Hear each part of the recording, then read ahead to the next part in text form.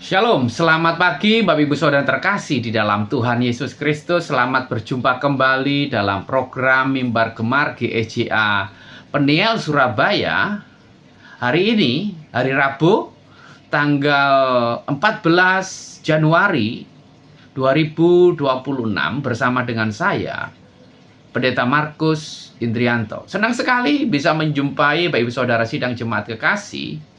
Dan saya berharap kita terus bertumbuh di dalam pembacaan firman Tuhan dalam program Mimbar Gemar ini dan membuat kita semakin dekat dengan Tuhan, semakin intim dengan Tuhan, dan tentunya kita semakin diubah menuju keserupaan seperti Kristus. Puji Tuhan. Pagi hari ini Bapak Ibu Saudara, saya diberkati dalam pembacaan kita yang terambil dalam 2 Raja-Raja pasal 20. 2 Raja-Raja pasal 20 ayat yang pertama sampai yang ke-21. Ini berbicara tentang Raja Hizkia. Dan pasal 20 ini menceritakan tentang akhir kehidupan Raja Hizkia. Bapak Ibu Saudara kekasih, dikisahkan bahwa di dalam 2 Raja-Raja pasal 20 bahwa Hizkia mengalami sakit. Dan sesuai pesan Tuhan melalui nabinya Yesaya bahwa Hizkia akan mengalami kematian. Ya kan? Bisa kita baca dalam 2 Raja-Raja pasal 20 ayat pertama sampai yang ketiga. Bagaimana Yesaya datang dan memberitahukan kepada Hizkia tentang firman Tuhan. Seperti ini dinyatakan, sampaikanlah pesan terakhir kepada keluargamu, sebab engkau akan mati dan tidak akan sembuh. 2. Lalu Hizkia memalingkan mukanya ke arah dinding dan ia berdoa kepada Tuhan. Ah Tuhan, ingatlah kiranya bahwa aku telah hidup di hadapanmu dengan setia dan dengan tulus hati, dan bahwa aku telah melakukan apa yang baik di matamu. Kemudian menangislah Hizkia dengan sangat. Bapak Ibu Saudara, ketika Hizkia mengetahui pesan Tuhan melalui Nabi Yesaya bahwa sudah divonis, bukan dokter yang vonis. Dengar baik, bukan dokter, tapi Tuhan yang memvonis Hizkia bahwa Hizkia akan sakit dan kemudian dia akan mati. Tetapi ketika Hizkia mendengar hal itu, kemudian dia menangis, dia berdoa dengan sungguh-sungguh kepada Tuhan.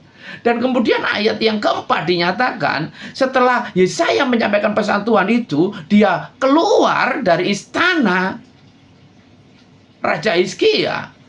Belum sampai di pelataran, kemudian datang firman Tuhan kepadanya. Baiklah, katakanlah kepada Hizkia, raja umatku, beginilah firman Tuhan, Allah Daud, bapa leluhurmu.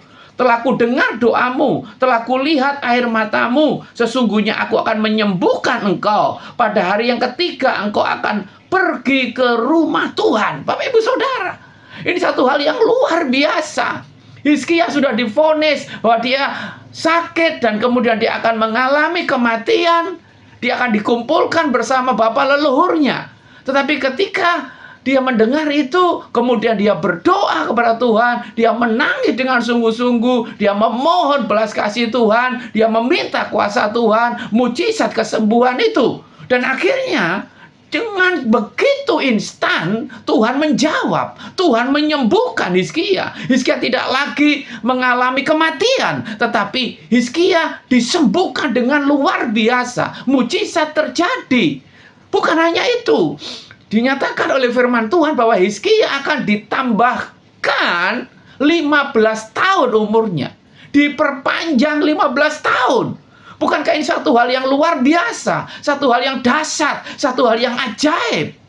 Pasti saya percaya semua orang merindukan untuk mengalami mujizat Tuhan, untuk mengalami kuasa Tuhan, untuk mengalami kedahsyatan Tuhan. Kita pasti semua merindukan hal itu. Ketika mungkin kita sakit, kita berdoa, kita rindu supaya Tuhan menyembuhkan sakit penyakit kita. Ketika kita dalam masalah kekurangan ekonomi, keuangan, kita rindu berdoa supaya mujizat kelimpahan itu terjadi. Ketika kita mengalami jalan buntu di dalam usaha, di dalam karir. Kita rindu supaya Tuhan melakukan mujizat terobosan. Dan ada banyak hal lagi yang kita rindukan. Mujizat dalam keluarga rumah tangga, hubungan suami istri yang sudah mulai renggang, yang sudah mulai dingin, mungkin hampir pisah, retak, cerai. Kemudian kita berdoa minta kuasa Tuhan, mujizat Tuhan dinyatakan, dan kemudian Tuhan bisa menolong dengan ajaib. Saya percaya tidak ada mustahil bagi Tuhan, sebab saya tahu Dia Tuhan yang penuh kuasa. Tidak ada yang mustahil bagi Tuhan. Tuhan mampu melakukan segala perkara. Tetapi ada hal yang menarik yang perlu kita soroti. Hizkia setelah mengalami mujizat kesembuhan, diperpanjang usia 15 tahun. Apa yang dia lakukan?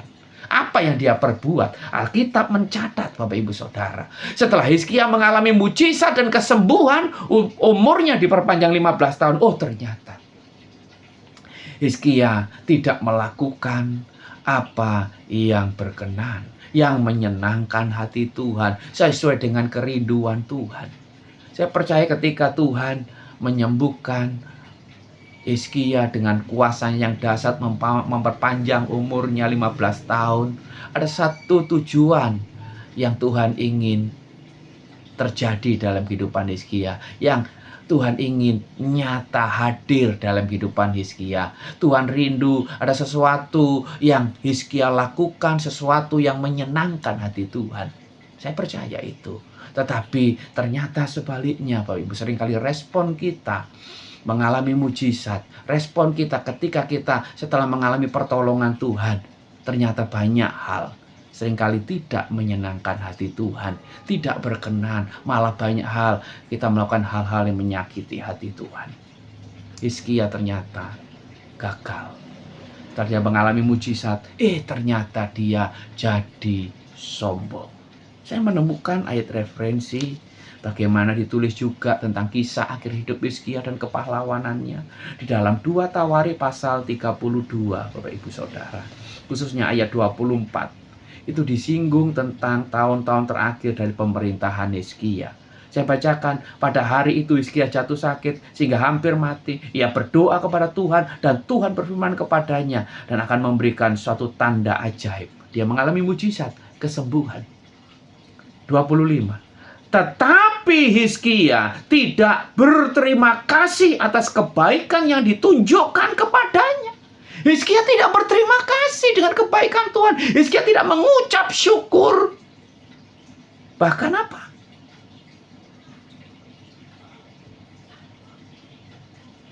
Karena ia menjadi angku, sehingga ia dan Yehuda ditimpa murka.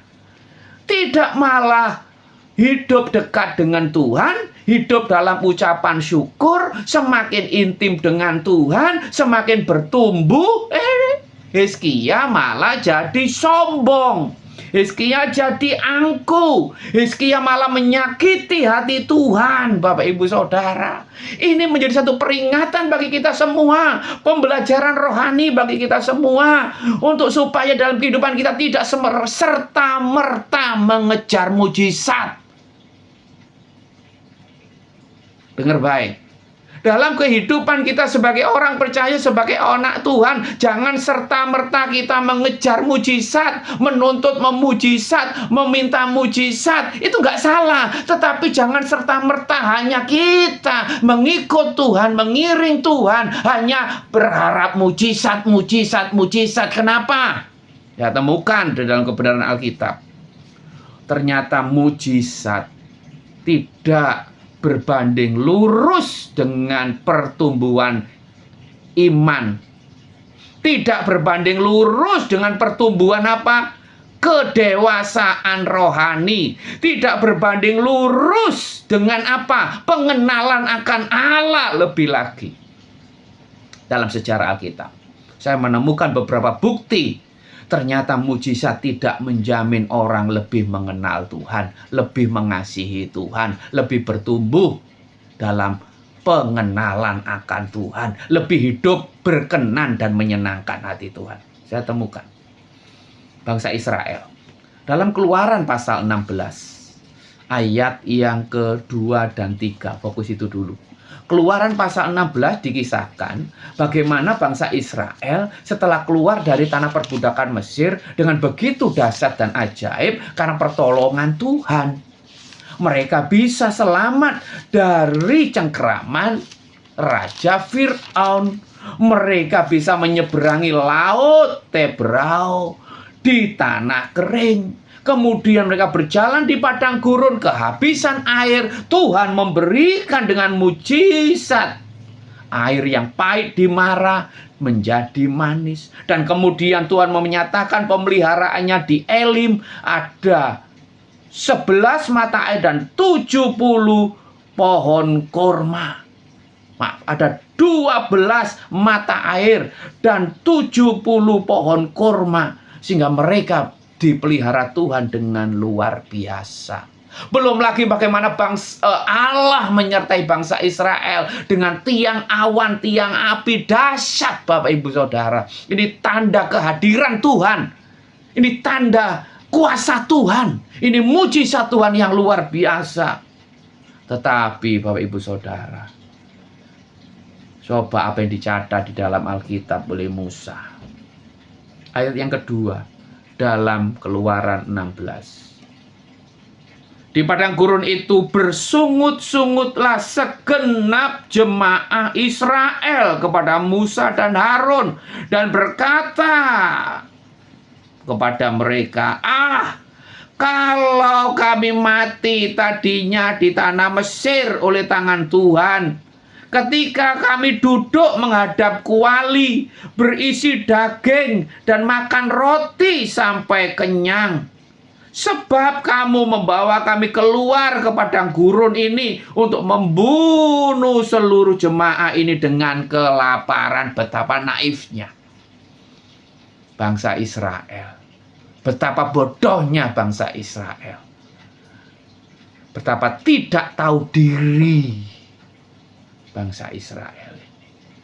Mereka baru melihat mujizat-mujizat Tuhan yang dahsyat ajaib. Mereka baru melihat kuasa Tuhan, penyertaan Tuhan yang dahsyat dengan tiang awan, tiang api. Tapi karakter mereka tidak bertumbuh. Karakter mereka tidak berubah. Hidup mereka tidak bertobat. Mereka tidak mengenal Allah mereka.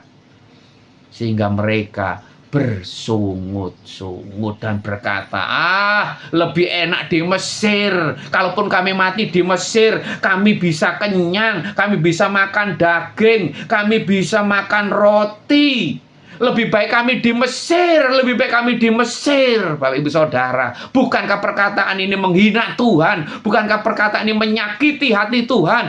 Bangsa Israel tidak mengucap syukur tentang kuasa Tuhan, kasih Tuhan, mujizat Tuhan yang dinyatakan memimpin mereka keluar dari tanah perbudakan, membawa mereka menuju tanah perjanjian Kanaan.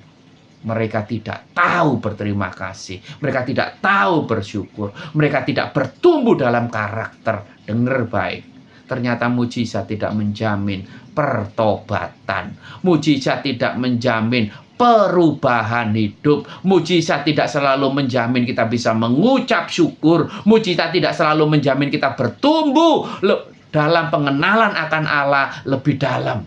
Mujizat tidak menjamin kita lebih dekat hidupnya dengan Tuhan. Mujizat bukan hal yang terpenting dan terutama. Kemudian saya tarik kembali dalam perjanjian baru tentang bagaimana pelayanan Yesus. Ibu Saudara, kalau kita membaca dalam Matius, Markus, Lukas, Yohanes, kita melihat bagaimana mujizat demi mujizat Tuhan lakukan, Tuhan nyatakan bagi orang-orang Israel, Yehuda. Mujizat yang belum pernah terjadi di bangsa-bangsa lain dilakukan Yesus di tengah-tengah bangsa Israel, umat pilihannya. Orang lumpuh berjalan, orang buta melihat, orang bisu bicara, orang tuli mendengar, bahkan orang mati bangkit, tidak satu dua, banyak. Yesus mengusir kuasa-kuasa kegelapan dan sebagainya. Mujizat luar biasa.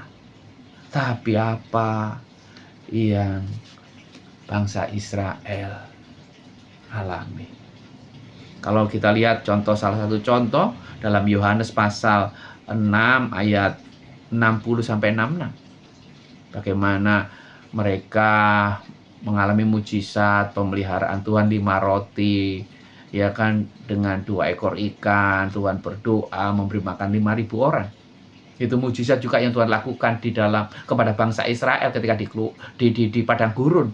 Tuhan memberi makan dengan mana, roti dari sorga. Sorenya diberi makan daging, burung puyuh. Tapi mereka masih bersungut-sungut. Mereka nggak mengucap syukur. Mereka malah berdosa menyakiti hati Tuhan. Dan hal yang sama ternyata juga dialami oleh orang-orang Israel pada zaman Yesus. Mereka melihat banyak mujizat, tetapi mereka tidak lebih bertumbuh dalam iman, percaya, bertobat, mengenal Tuhan. Ternyata dicatat Bapak Ibu Saudara, ternyata mereka cari Yesus supaya mengalami mujizat, bisa makan gratis, bisa diberkati, bisa mengalami kesembuhan. Mereka ngejar hanya faktor jasmani, materi. Itu banyak orang-orang Kristen hari ini datang kepada Yesus hanya untuk mengalami mujizat, pertolongannya, berkatnya. Tidak salah. Tapi kalau kita terus berfokus kepada hanya cari ngejar mujizat, engkau akan tidak lebih bertumbuh. Kita akan menyakiti dan mengecewakan Tuhan.